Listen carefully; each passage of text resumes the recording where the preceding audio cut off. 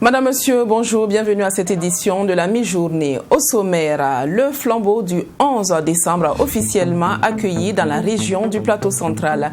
Zignaré, chef-lieu de la région et dernière étape de l'organisation tournante du 11 décembre, promet du jamais vu pour l'année prochaine. Réconciliation nationale par le biais de la justice transitionnelle, c'est l'idée de Maître Herman Yameogo. Hier, l'homme a rencontré les journalistes pour un échange autour de ce thème qui fait aussi l'objet de son prochain livre. Mais avant de développer ces titres, Madame, Monsieur, permettez-nous de commencer ce journal avec l'échange qu'a eu le Premier ministre Christophe Dabiré avec le ministre coordonnateur du comité permanent inter-État de lutte contre la sécheresse dans le Sahel, SILS. La réforme de l'institution était au cœur de cette rencontre. Les deux personnalités ont également fait le tour de la question de la coopération entre le SILS et le Burkina Faso qui abrite le siège de l'institution. Le ministre coordonnateur a laissé entendre qu'il profiterait de son séjour pour installer deux de ses collaborateurs, à savoir le nouveau secrétaire exécutif et son adjoint. Merci de l'écouter. Nous sommes venus pour présenter nos civilités dans le cadre des activités de notre organisation commune ici. Je suis venu pour installer le secrétaire exécutif du SILS entrant et son adjoint qui sont nommés lors des conférences des chefs d'État et de gouvernement le 20 juillet par visioconférence dirigée par le président Roch, par Christian Kaboré, par visioconférence. Donc effectivement ma solution c'est de venir installer le nouveau cadre et leur prodiguer quand même un certain nombre de conseils et remercier très sincèrement l'équipe sortante. Les défis sont majeurs parce que l'institution connaît beaucoup de problèmes.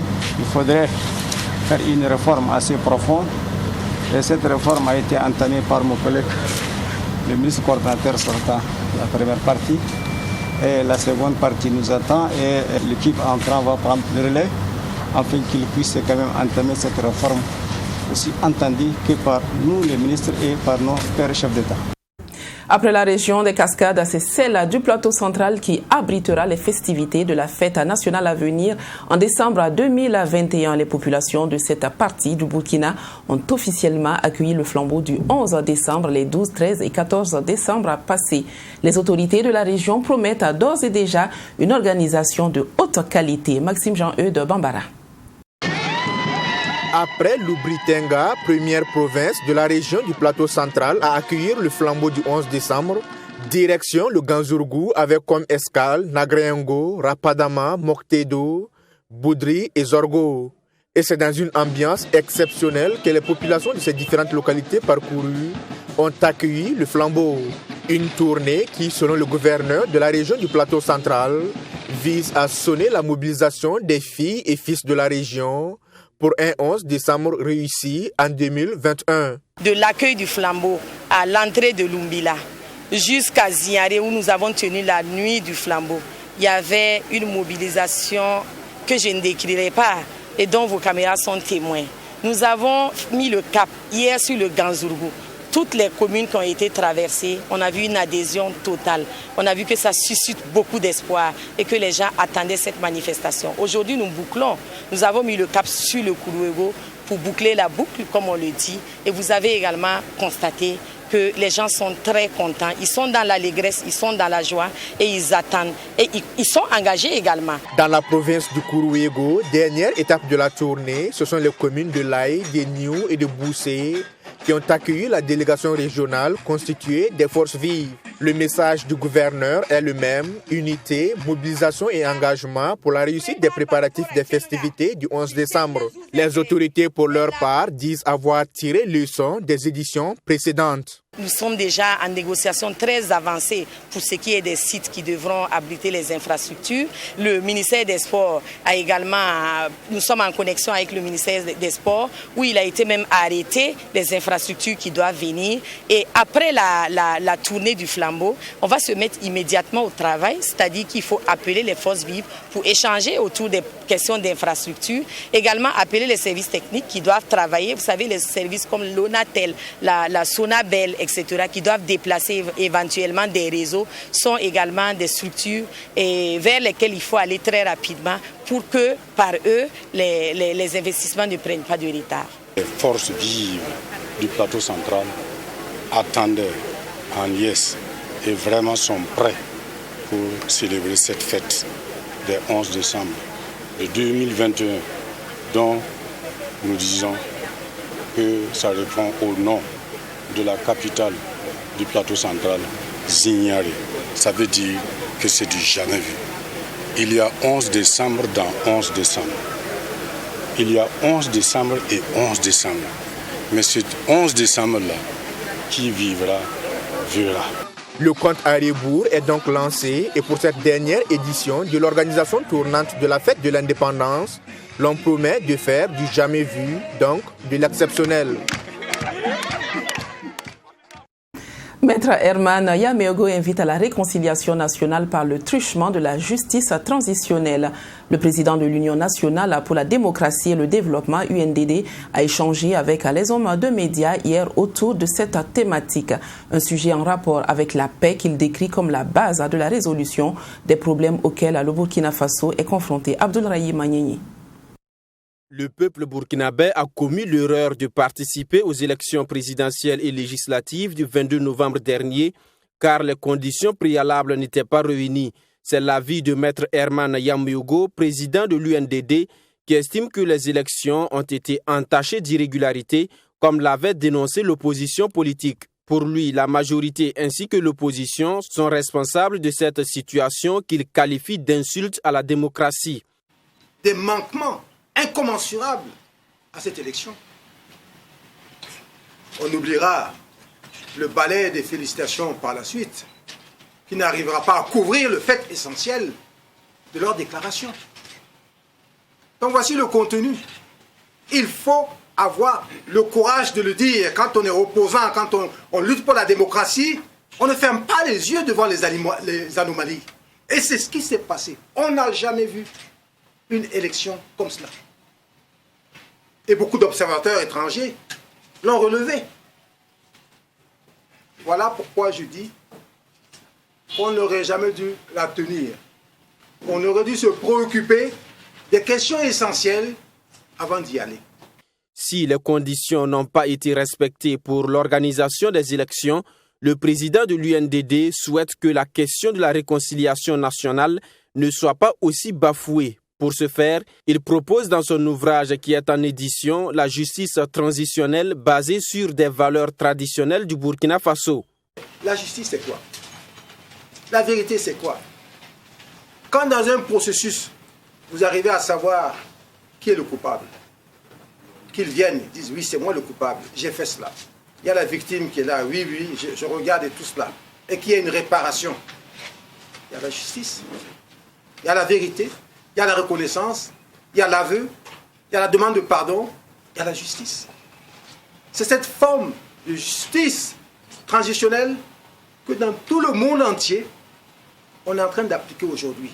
Parce qu'on s'est rendu compte que la justice classique était incapable de résoudre certains problèmes issus de graves crises. Maître Herman Yameogo invite le président du Faso à faciliter le retour de tous les exilés et la libération des prisonniers politiques afin que ceux-ci apportent leur contribution dans la résolution de la situation difficile que traverse le pays. Les Djibril Bassolé, vous prenez les Djendjéré, vous prenez les Blaise, tous ces gens-là, ils ont travaillé avec ces milieux-là. Il y a eu une époque où même les Nations Unies, l'Union africaine, acceptaient qu'ils reçoivent ici des djihadistes dans le cadre de l'accord de paix qui se faisait au niveau du Mali. Donc la communauté internationale était d'accord avec ça. Donc on a tissé des relations. Comme moi j'étais à la Maka avec les militaires là-bas, ils me parlaient de certains djihadistes, oui, celui-là on l'a vu ici, il est comme ça, comme ça. Donc chacun a ses contacts. Si jamais Roch les faisait venir, si aujourd'hui, et c'est une question importante dont il faut qu'on discute, s'ils libéraient ceux qui sont détenus à la Maka là, il y a beaucoup de gens qui vont se contacter, il y aura des propositions pour calmer la situation. Pour faire de la réconciliation nationale une réalité, Maître Herman Yamougou invite le président du Faso, Roch Marc Christian Kaboré, a donné l'exemple en facilitant le retour de son prédécesseur Blaise Compaoré et en se réconciliant officiellement avec lui. 13 nouveaux députés pour l'Union pour le progrès et le changement UPC. Hier, ils ont été présentés à la presse en remplacement des 15 démissionnaires du parti. Ces nouveaux députés ont exprimé toute leur fierté à être à l'hémicycle et ce, même pour juste quelques jours. Nadine Zongo. Le 12 octobre dernier, le groupe parlementaire de l'Union pour le progrès et le changement intentait un recours auprès du Conseil constitutionnel aux fins de constat de démission et d'échéance de mandat électif. Au départ, 14 députés qui avaient décidé de claquer la porte de l'UPC étaient concernés par ce recours. Mais depuis le 21 octobre dernier, le Pouénaba lui aussi a décidé de se séparer de ses camarades de l'UPC, portant ici à 15 le nombre de démissionnaires du groupe parlementaire concernés par cette procédure. L'UPC visait donc leur remplacement par d'autres députés. Le 27 octobre 2020, l'UPC obtint gain de cause. La réponse du Conseil constitutionnel leur est favorable. 13 députés ont pu être remplacés. Traoré Pauline qui représente le colonel Lona Charles. Qui remplace. Excusez-moi, autant passer là. Excusez-moi. Nous avons l'honorable Lorgo Paul du Kadiogo. C'est une longue bataille, vous avez suivi ce qui s'est passé autour. Ça a valu même des convocations devant les juridictions de certains de nos camarades lors de cette lutte-là. Vous comprenez que au finish, si vous arrivez à arracher des sièges qui vous reviennent, même si c'est pour 24 heures, ça vaut des motifs de satisfaction. Aujourd'hui, ces députés frondeurs ne sont plus députés. Ça, c'est une satisfaction pour nous. Pour les trahisons. 13 députés remplacés sur 15, des chiffres satisfaisants pour l'UPC. Pour la députée Henriette Zongo Zoumaré, ce processus a aussi permis l'arrivée de plus de femmes à l'hémicycle, même si cela ne durera que quelques jours. Aujourd'hui, c'est une grande fierté. Une grande fierté parce que nous avons reçu 4 femmes. 4 femmes. Ce n'est pas rien. Et c'est la rançon de la fidélité. Quand on est fidèle, on dit il faut toujours savoir attendre. Et je crois qu'elles ont aujourd'hui la rétribution de leur fidélité au parti. Et ça, c'est une grande fierté pour les femmes de l'UPC et les femmes d'une manière générale. Elles vont apporter quand même un effectif substantiel à la représentativité des femmes au sein de l'hémicycle. Un sentiment de joie qui nous anime à cette matinée. C'est vraiment une grande fierté pour nous, au sein du parti. Parce que, comme vous le savez, ça fait depuis 2017 qu'on a commencé cette bataille, mais ça n'a pas été facile. Ne dit-on pas que, quelle que soit la longueur de la nuit, le jour se lève. Et aujourd'hui, c'est le jour où on s'est levé pour nous, au sein de l'UPC. Et nous sommes fiers. Mieux vaut une seule journée à l'hémicycle, en toute sérénité, que 1000 jours dans la traîtrise. Ces 13 députés ont tout juste 2 semaines à passer à l'Assemblée nationale avant d'être remplacés par les députés qui viennent d'être élus lors du double scrutin du 22 novembre. Les 2 autres sièges de députés vacants sont celles des Balais et de l'Akossi. L'étude des systèmes d'information urbaine des communes du Burkina Faso a fait l'objet d'un atelier de validation. Le but étant d'aboutir à un plan stratégique assorti d'un budget et d'un manuel de procédure de mise en place des systèmes d'information urbaine et des communautés communales de l'information urbaine. Serge Bado et Yolanda Ilboudou. Les communes de Ouagadougou et Bobo-Dioulasso sont confrontées à des difficultés liées à une croissance urbaine non maîtrisée. Une croissance urbaine non maîtrisée due en partie au faible développement et à l'usage d'un certain nombre d'outils modernes de planification et de gestion urbaine. Pour Armand Pierre Bewende, président de l'Association des municipalités du Burkina, l'étude des diagnostics des systèmes d'information urbaine permettra de résoudre ce problème. Le projet pilote va se passer sur Ouagadougou et Bobo-Dioulasso. Comme vous savez, Ouaga a évolué de 5 arrondissements à 12 arrondissements et Bobo-Dioulasso de 4 arrondissements, je crois, à 7 arrondissements. Donc il y a des zones complètes au niveau de ces deux grandes villes-là qui ne sont plus répertoriées sur nos cartes en tant que point géographique. Et cela est très important. Donc cet atelier va nous permettre de réfléchir sur les documents stratégiques à adopter et qui vont nous permettre également de faire un adressage pour toutes ces deux villes.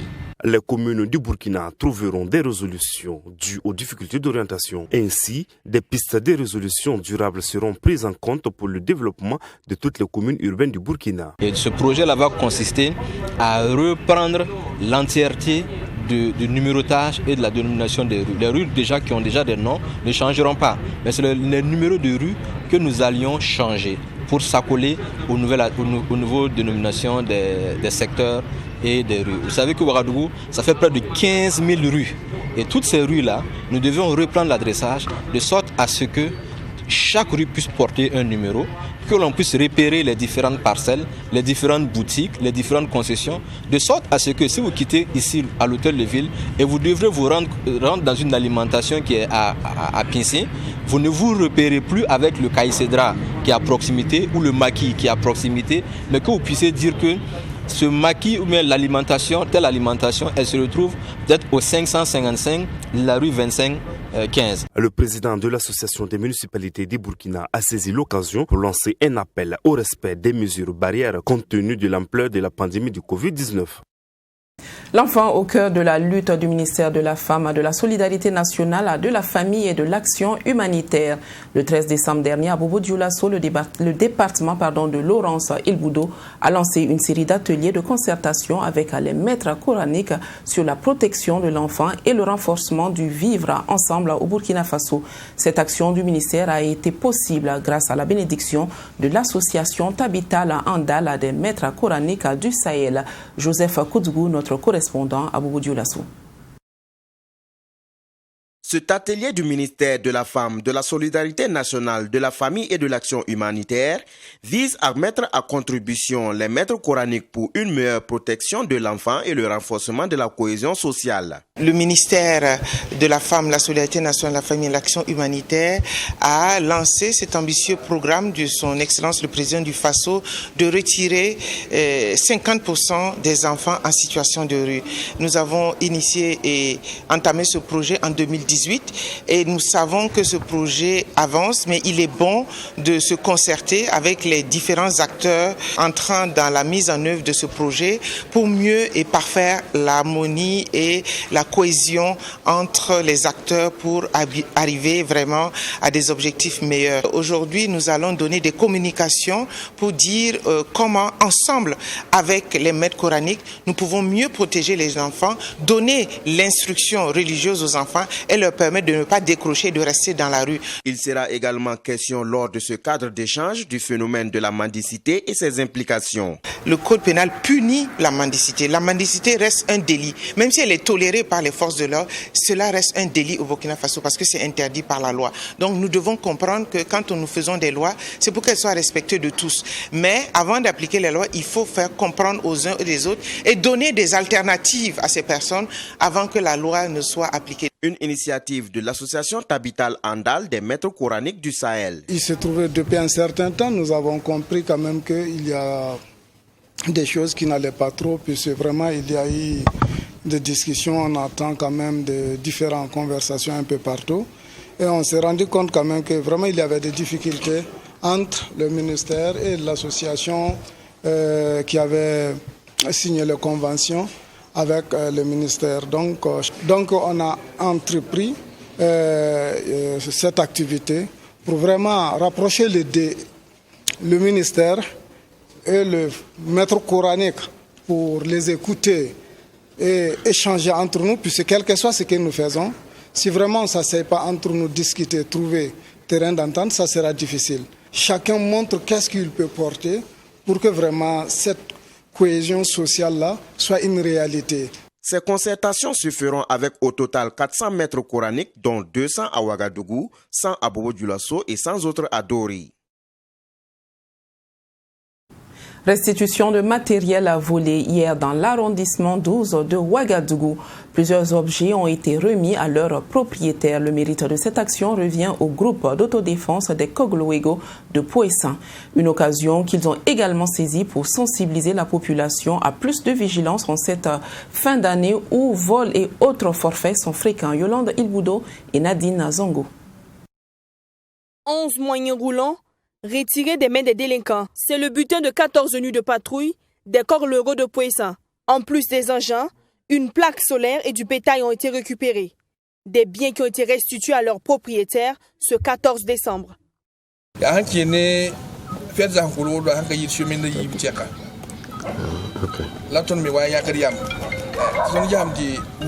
Nous sommes dans le dernier mois de l'année et nous constatons beaucoup de ventes de motos. En plus, de nombreuses personnes se plaignent du vol de leurs engins. Nous avons donc décidé d'accentuer nos patrouilles. Depuis donc 2 semaines, nous faisons des patrouilles de 1h à 5h du matin. C'est alors que nous avons pu récupérer ces engins. Par exemple, le voleur de cette moto-scooter a été traqué pendant plusieurs jours. Nous l'avons finalement eu au parking de l'hôpital Yalgado. Au moment de procéder à son arrestation, la police s'est interposée et nous l'avons perdu par fini. Nous aurions pu démanteler tout le réseau si nous l'avions eu. Sur place, nous avons fait appel à la gendarmerie et c'est elle qui a finalement amené le voleur. Ce qui nous oblige à stopper toute action entrant dans le cadre du démantèlement du réseau. Pour ce qui est en rapport avec l'engin de Mohamed Sawadogo, nous avons rencontré les voleurs dans la nuit du 10 décembre pendant qu'ils tractaient la moto. Il y a donc eu altercation entre nous et même des échanges de coups de feu, mais malheureusement, ils ont pu s'échapper.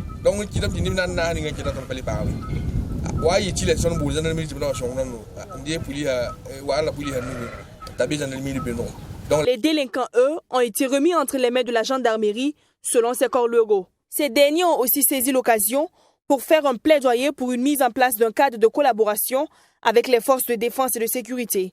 Une collaboration qui n'est toujours pas au beau fixe, déplorent les Kogloego de Poessin. Au niveau du braquage, il y a une réseau sur ça. On a eu à attraper plusieurs voleurs au niveau des braquages là. Peut-être il y a des receleurs et il y a des endroits qu'il part stocker. Souvent, c'est dans le parking qu'il est venu garer le manteau.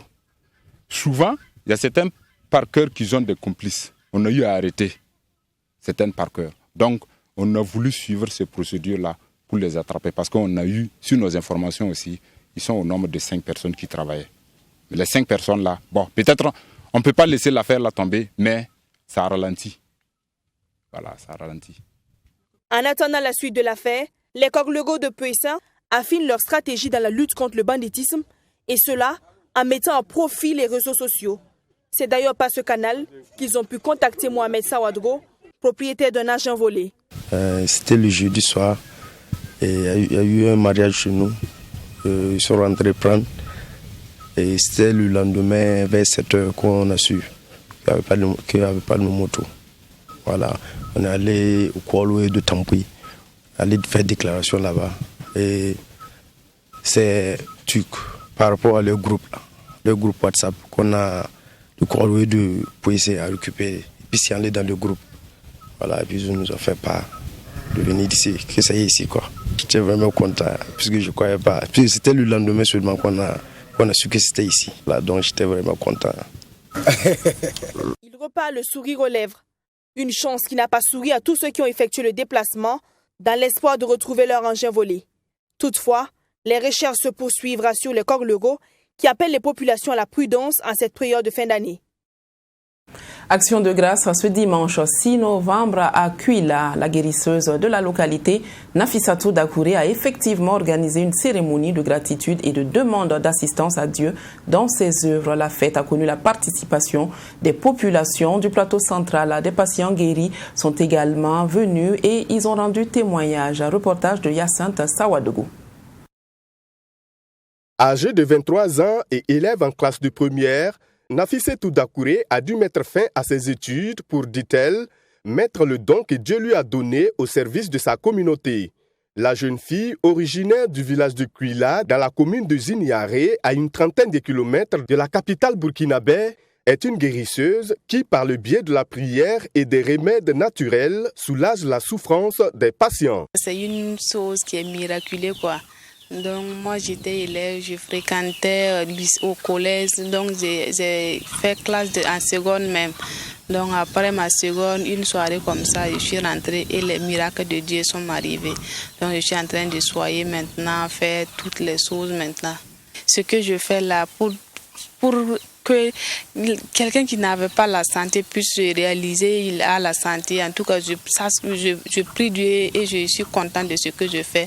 Je sais que c'est une chose à Dieu que beaucoup de personnes ne peuvent pas faire ça.